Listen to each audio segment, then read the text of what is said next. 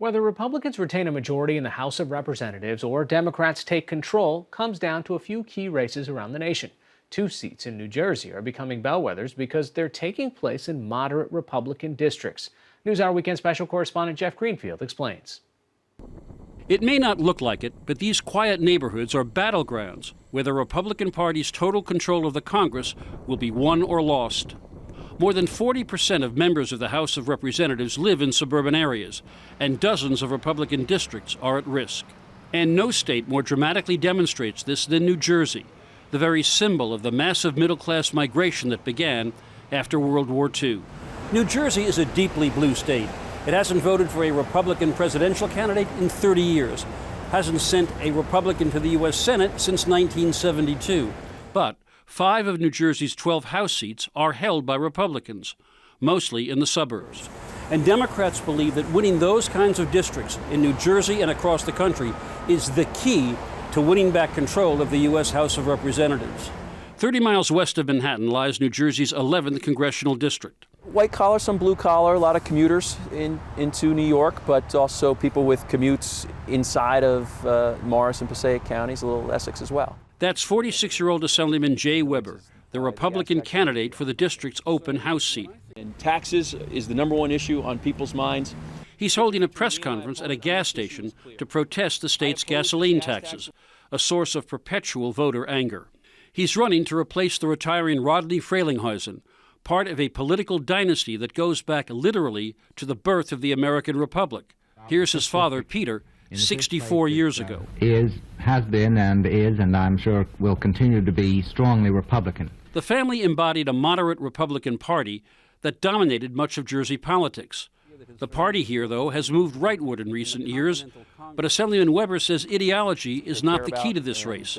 Jobs and taxes are. So I'm focusing on those kitchen table issues that I think unite our party and that are appealing to blue-collar workers, college-aged women and men, professionals, commuters. Those are the issues we try to unite around.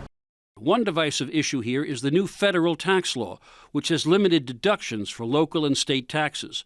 The law hits residents of high-tax states like New Jersey hard. Assemblyman Weber supports it. Here's what he said in a debate this month. The arrow is pointing up in this country, and it's in large part due to that tax cut. We should be celebrating it, not looking for the dark lining and the silver cloud that America is enjoying. Before the Navy let me fly one of these, I had to pass a lot of tests. His opponent, 46-year-old Mikey Sherrill, is a Navy helicopter pilot turned federal prosecutor. She argues that the new tax law has left New Jerseyans worse off. What's important to people here in New Jersey is that everything coming out of this Congress has been bad for our state. So this tax plan is worse for our state than any other state. No member of the North Jersey delegation, including Representative Frelinghuysen, voted in favor of this tax plan. And it's striking that Assemblyman Weber supports it. Well, thank you. I appreciate it. But while the talk is of taxes and other local issues, something very different is shaping the battle for the suburbs. With all 435 House districts at stake this fall, it is tempting to echo the old political cliche that all politics is local. This year, that is particularly not true. From Westfield, New Jersey to the coasts of California, suburban race after suburban race is being shaped by the same factor. We're looking at districts that normally go Republican, where the Democratic challenger, particularly in 3 districts, is making a very, very conservative run for a victory. Is there a unified field theory explanation for this? Yes, his name is Donald Trump. Michael Aaron, chief political correspondent for NJTV, has been covering the state's politics for 40 years. He moderated a debate between Sherrill and Weber. Aaron says that voters sometimes make congressional decisions based on who's in the White House. I think they're voting on the candidates themselves and on issues, but they understand that this is going to be interpreted as a victory or a defeat for Donald Trump. Republicans are carrying his baggage on election night. That applies in districts from Kansas to Utah to Iowa to as many as half a dozen in California. The challenge for Republicans is that in suburbia, Trump's approval rating is well below his national average, especially among women. One survey last month showed 65% of women living in small cities and suburbs disapprove of Trump. Assemblyman Weber deals with this dilemma this way. I agree with the president when I think he's right. I'll disagree with him when he's wrong, and I'll always put the district first. And I think that's what people around here want. And like GOP candidates across the country, Weber is trying, in this political ad, to paint his opponent as an ally of a favorite Republican target, Nancy Pelosi. I think she has been the most effective Speaker of the House that we've seen in decades. I applaud the legislation she's been able to pass. Here's what Cheryl told us about Pelosi. I've said I won't be supporting Speaker Pelosi for leadership, but I think what they're really more concerned about is my proven record of putting people first in this country before partisan politics.